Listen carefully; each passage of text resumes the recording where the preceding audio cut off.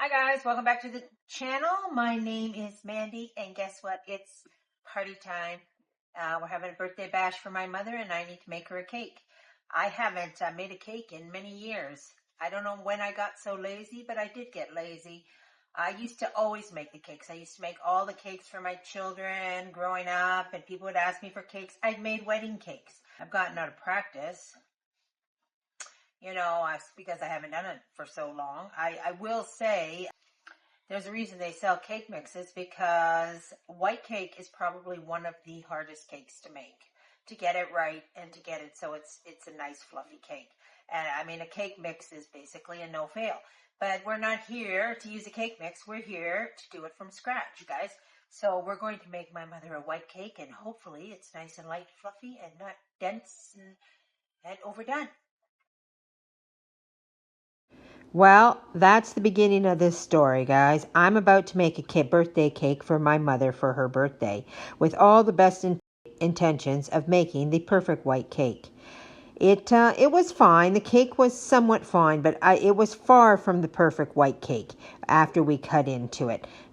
Somehow I knew as soon as I touched the cake that it was not going to be like the fluffy white cake mixes that you get at the grocery store or that you get from a cake box. I have a couple of thoughts on that. I thought, why is a white cake so hard to make? And then it occurred to me, I wondered, is it because white cake is kind of like mayonnaise? I've made mayonnaise from scratch before, and it is nothing. And when I say nothing, I mean nothing like the taste of the mayonnaise that you buy off the shelf, which I'm going to gather is somewhat processed. And then I thought to myself, is that why a white cake is hard to make? Because the white cake that we buy off the shelf is also somewhat processed? Like they have designed and man altered that mix so that it comes out the way it comes out. Because I'm telling you, I've known for years. I used to teach baking for 10 years in a high school. Myself and the other shop teachers, the bake shop teachers, we would sit around and we would discuss the problems of making a white cake from scratch. We used a recipe in the school, and it was a very weird recipe, but it was the closest recipe that we could find, and it had us mixing the fat into the flour. That was the very first step. And clearly, this breaks all the rules of cake making. You never beat your flour. Like, that's how you get a very dense, overworked cake, is by beating the flour. So that was a very weird thing, but it worked, and somehow it worked. I have totally been unable to find that recipe anywhere since, and that was a long time ago. I was 37 years old when I stopped working for the school board, so yeah, it was a long time ago. My plan here for this video was to take you through the process of making a white cake and to share the recipe and show you how it's done. Like I said, the cake was all right. It was edible, but it was nothing like a cake mix that you would find like at the grocery store if you went and bought a birthday cake or if you picked up a boxed mix off the shelf. And so I thought, I don't really want to pass this recipe on to people and have them expect that this is the perfect white cake, just like when I go to, independent grocers and buy myself a birthday cake. And then I was racking my head trying to think about this cake, and I was thinking, why didn't this work? Why wasn't it perfect? By all accounts, it should have been perfect. And then I come up with the whole mayonnaise thing, and I was thinking in my head, what do they do to those mixes that you buy in the store or the box mixes? They must alter them in some way, because you can't get a white cake like that from scratch. Now, if you made a blueberry cake, which is mostly white cake with blueberries, you'll find that it can be very nice and very tasty, but it's not like a birthday cake. Or say, how about a lemon poppy seed cake, which is close to a white cake, but it's still not a white cake, and it doesn't turn out the way those birthday cakes turn out.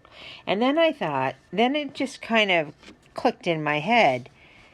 that maybe we're fighting a losing battle if we're trying to make a white cake that tastes like a grocery store cake. Let me know in the comments, guys. Have you ever made a cake from scratch and it turned out like a grocery store cake, birthday cake, a bake shop cake? Have you ever been able to do that? Let me know in the comments if you have been able to do that, because I am going to be on the quest. I'm not over with this white cake. I'm going to keep looking for a white cake mix, and I'm going to keep trying recipes until I can pass off to you guys what I would consider the perfect birthday cake. In the beginning of this video, I mentioned how I used to always make cakes. I used to always make cakes with a cake mix. Always. I never bothered trying to do it from scratch, because I used to say to myself, these cake mixes make a perfect cake. Why would I go through all that effort? And they used to be 99 cents. It used to be 99 cents a cake. It was dirt cheap, really, to buy a cake mix. Things have changed a little bit. I think cake mixes are still relatively cheap. But they're not from scratch. And chocolate seems to be a different story. You can make a one-bowl chocolate cake, which seems absolutely next to impossible to mess up with technique. But you can't seem to do it with a white cake. For some reason, the white cake doesn't transfer from scratch to cake box.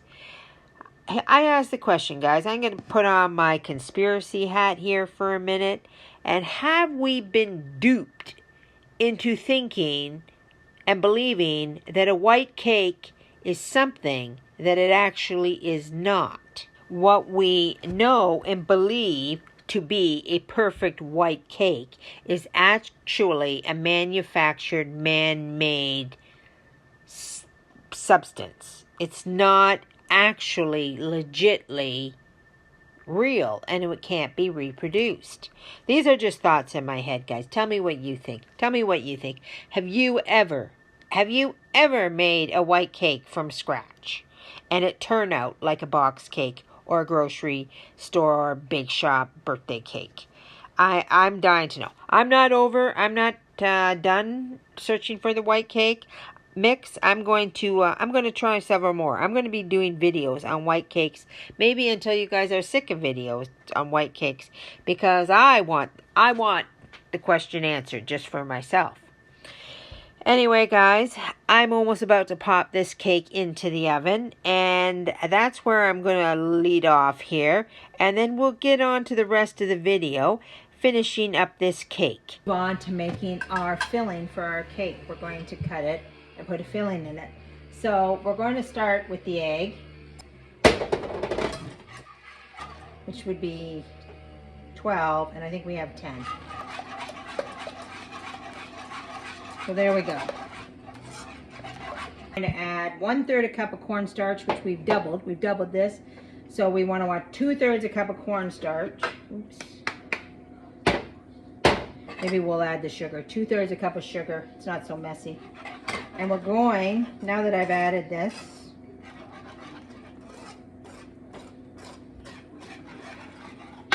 I'm going to turn the heat on. And 2/3 a cup of flour.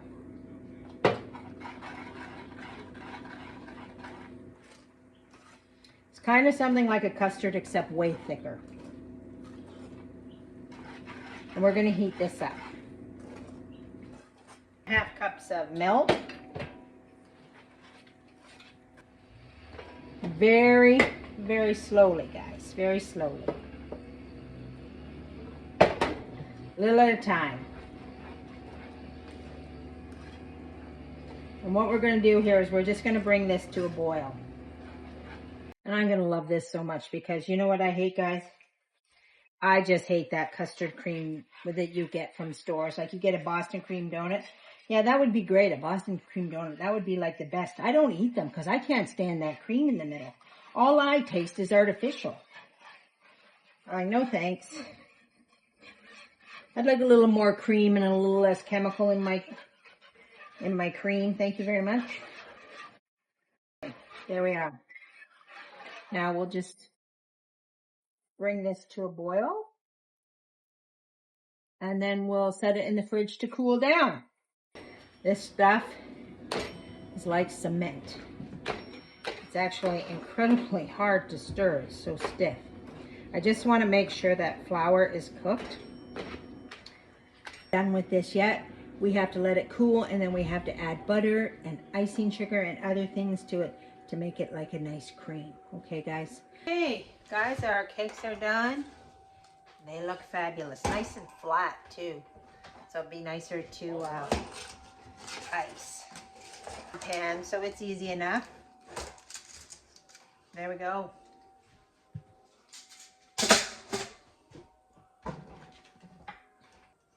And there's our parchment paper.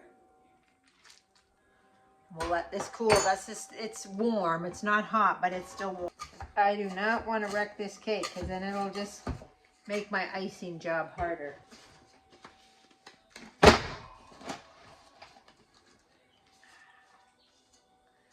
Parchment paper's in here. So we'll let this cool and firm up a bit. I'm gonna make just a very plain buttercream icing. There. We're gonna whip it up good.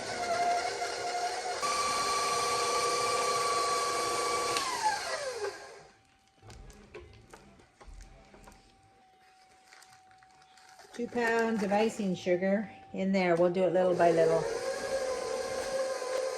1 tablespoon of vanilla. So that's 2. Tablespoon of heavy whipping cream. It's about 1 tablespoon. But we're going to give this a good 3-minute whip because we want it really creamy. All right, guys, nice and whipped. Nice and smooth. You do not want your icing to be clumpy. If it's clumpy, it'll be hard to work with when you're icing your cake. So you want to make sure that your butter was good and softened before you used it, not melted, definitely not melted, or else you will not have a good icing, and definitely not hard. All right, here we go. That's perfect. Hopefully we have enough to do our whole cake. We should. I'm going to wrap saran wrap on this, and I'm going to leave this on the counter, guys.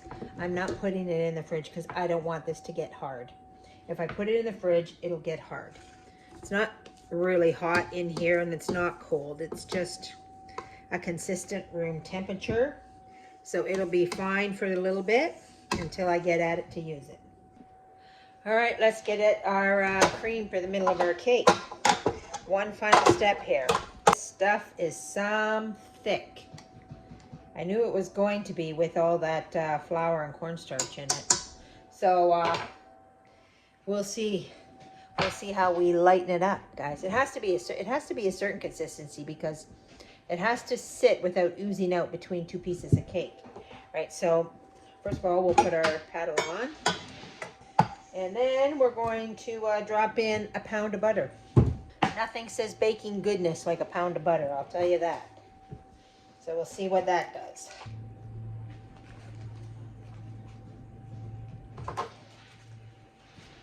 Let's do a little whipping.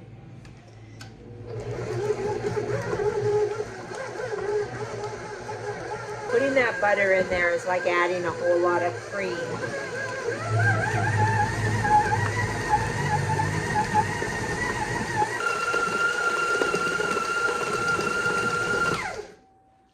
Scrape down. And we have to add some icing sugar.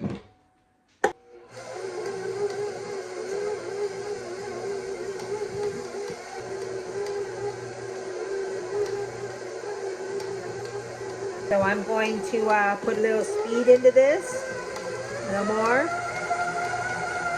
And I'm going to let this go for at least 3 minutes. All right, guys, let's have a look. That's nice. See how firm it is? See, that's holding the complete shape.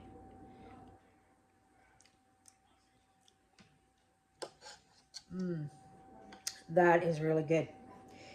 You know, if you want something to be decadent, guys, lots of fat. If you don't, if you try to bake healthy and you don't put fat in it, you know, I guess it's okay. It's good, but it is not decadent. This is decadent. And my mother deserves decadent. So we're gonna get the cakes out and we're gonna put a little filling in them. Now that the cake has cooled, it has been refrigerated, and so has the filling. So everything is very cold to the touch and it's firm. You don't want to mess around with a cake when everything is hot. So now that everything is cooled, I'm going to take a serrated knife and I'm going to cut both pieces of cake diagonally in half.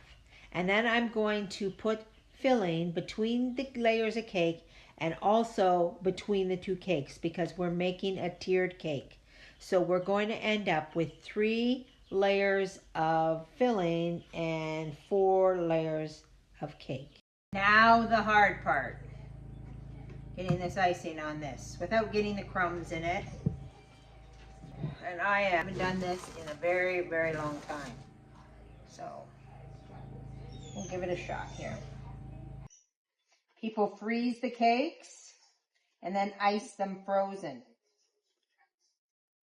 You know, they give it time to set. And of course, naturally, I don't have a lazy Susan, you know, to turn this thing around. Our cake did crack on this side over here. So that's going to be a little awkward.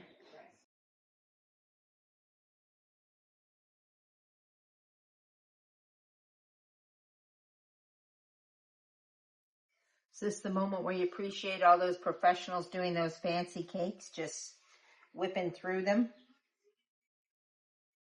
Because I sure do.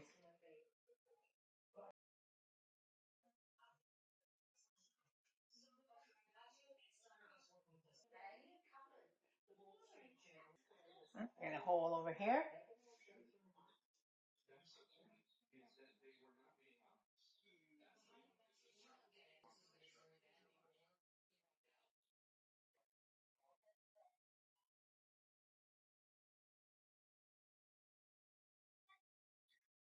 Okay, guys, this isn't bad. Considering I have arthritis and I haven't done this for a very long time. I'm just going to use up all this icing.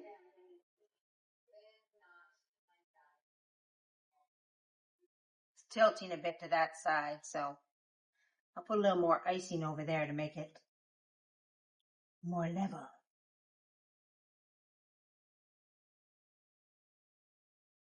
Using this little spatula because I want to get all the icing on the cake.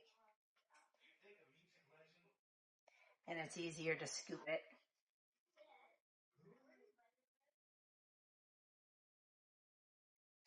Okay, got all the icing on it, and now I'm going to just smooth it.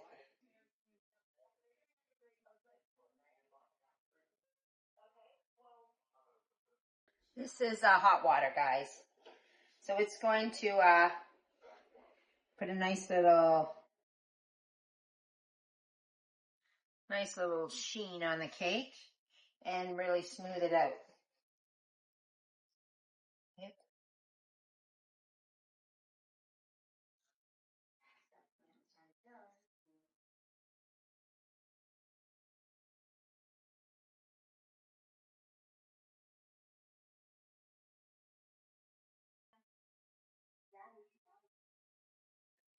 I'm just going to clean up the edges.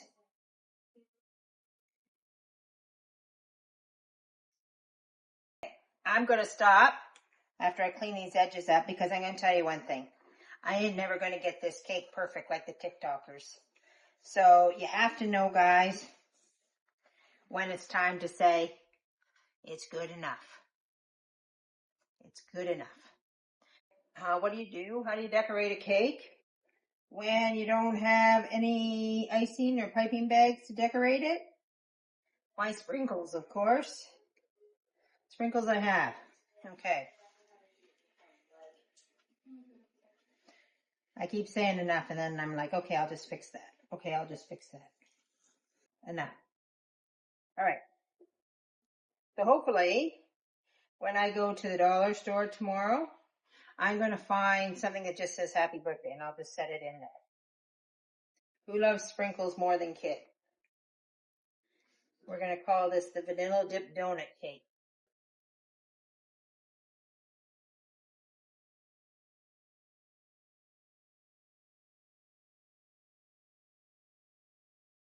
Oh, that's heavy. There she is. Happy birthday, Mom. Okay, we're going to find something, put it on there. It's leaning a little bit that way. And it's not like perfect, but you know, it's probably better than Costco. Just saying. And it didn't cost me near the amount of money it would cost me to go to Costco. I mean, this cake wouldn't have cost me maybe $10 tops. Costco, the cheapest cake in town, $25. Once you go after that, they go through the roof. Okay. All right, guys, I got my cake back out. Here it is. And I've been to the Dollar Tree store. If you're from Canada, you know Dollar Tree. Well, you actually know it from America too. Also, Canada has two dollar stores. We have Dollarama and we have Dollar Tree.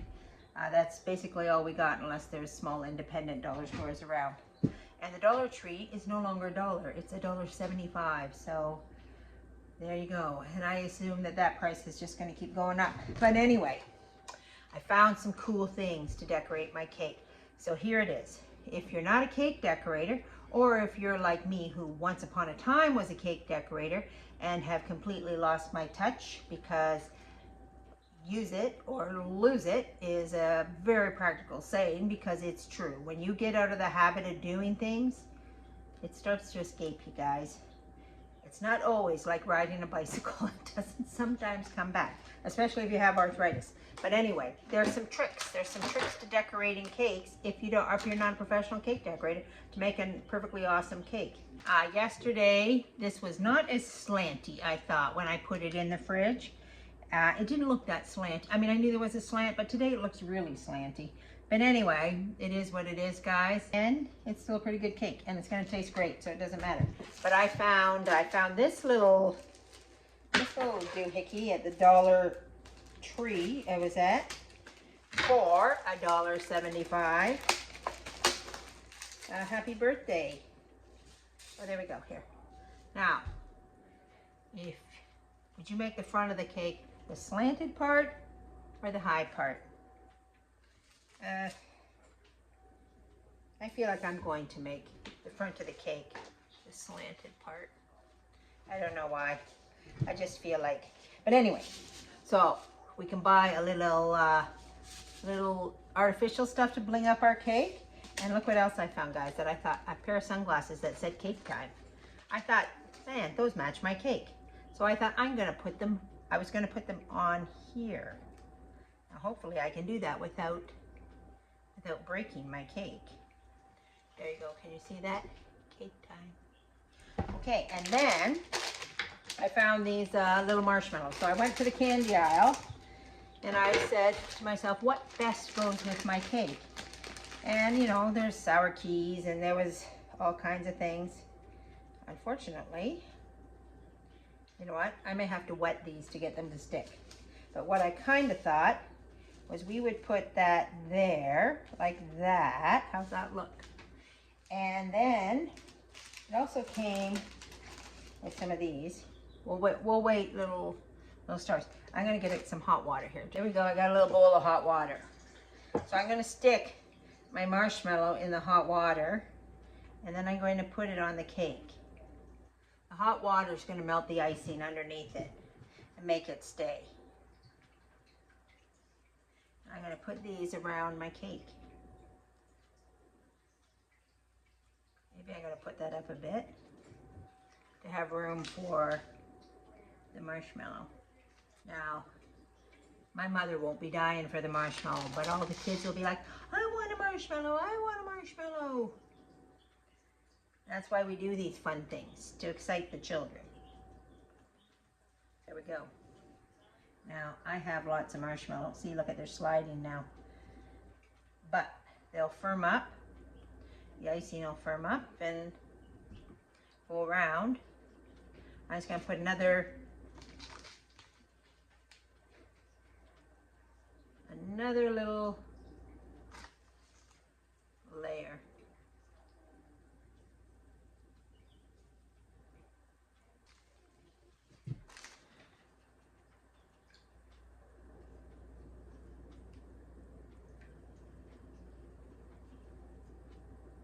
I want to make sure we have lots of marshmallows for the kids.